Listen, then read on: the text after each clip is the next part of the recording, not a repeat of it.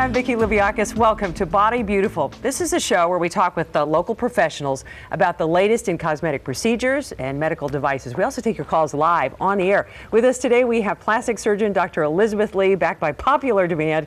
And today we're talking about your skin and how to protect it from the ravages of the sun. Later, we'll be taking your calls, answering any questions you might have for Dr. Lee. Here's the phone number, 800-440-4884. We'll also be posting the phone number to the doctor's office, so be ready to jot that down. And before we get started, our caveat, if you're going to proceed with any of this stuff, you obviously want to have a second opinion. Anytime you're doing anything medical, second opinion is a good idea.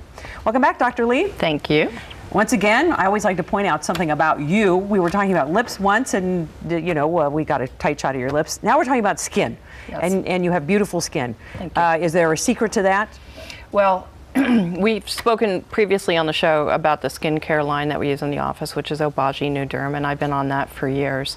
The other thing that probably is more important is that I have protected myself from the sun for probably about 20 years. I'm celebrating my 20th anniversary. My husband's, the color of this sheet of paper. We don't go in the sun. And so sun protection is huge in maintaining skin. My mom used to say this, and we laughed about it, because I came from a generation where we put the baby oil on, right. Watch your skin bubble up, the aluminum foil around your face, sloughing off skin like a snake was a rite of passage. Right. And now we've learned that, certainly any kind of skin damage, the younger you are, the worse it gets. Yeah, great. Right, I know. So, but there are things that can be done to improve the health of your skin, and it's never too late to start. So nobody out there listening to the show should think, well, the damage is done. I fried my entire childhood. Forget about it. Okay, there are things to do. We could roll back the clock. It is considered, the largest organ of the body? Yes, it is. What are the kind of risks that we face? I mean, obviously, I guess the exposed part we need to worry about. Right. But even the unexposed part? Well, the unexposed part is certainly less at risk for the damage that can be caused by the radiation from the sun, which is UVA and UVB. Those are the forms of radiation, or the wavelengths that cause sun damage. But if you're at risk for certain things, like if you have a lot of moles, if you have a strong family history of skin cancers, then skin cancers can occur in areas that are not exposed to the sun. Sun is one of the things that we have control over in terms of risk factors for skin cancer. Okay, I'm going to tell another personal story. My mom is very fair. My dad had kind of Mediterranean, skin, and I always felt like I took after him. But he got basal cell carcinoma on his nose and above his eyebrow. Being dark-skinned is not protective for sun, or it does not eliminate the risk of skin cancer. African Americans can develop skin cancer.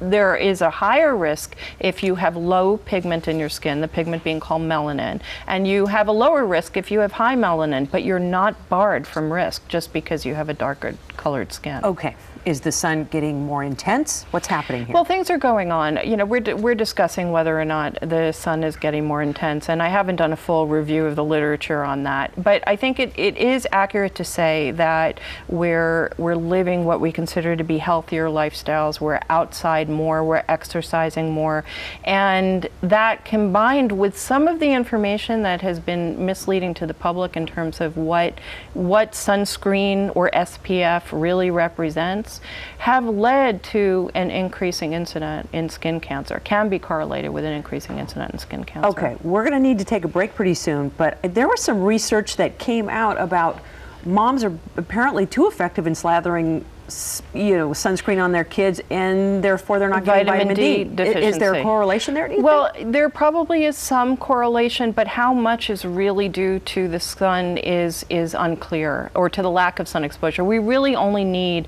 5 to 10 minutes of sun exposure twice a week in order to have adequate levels of the active vitamin D. As a big fan of the sun, it certainly is a mood elevator, because without it, yes, you get kind of gloomy. And we're not talking about becoming vampires and staying inside all the time. But what I'd like to help explain is ways in which we can do what I call practicing safe sun. All right, and we'll talk about that right after the break. For more information about Dr. Elizabeth Lee, call her directly, 510-704-2170. She'll talk to you, or you can check her out on the web at artfulsurgery.com. And when we come back, we'll take your phone calls and continue chatting about your beautiful skin, how to protect it from the sun when we come back.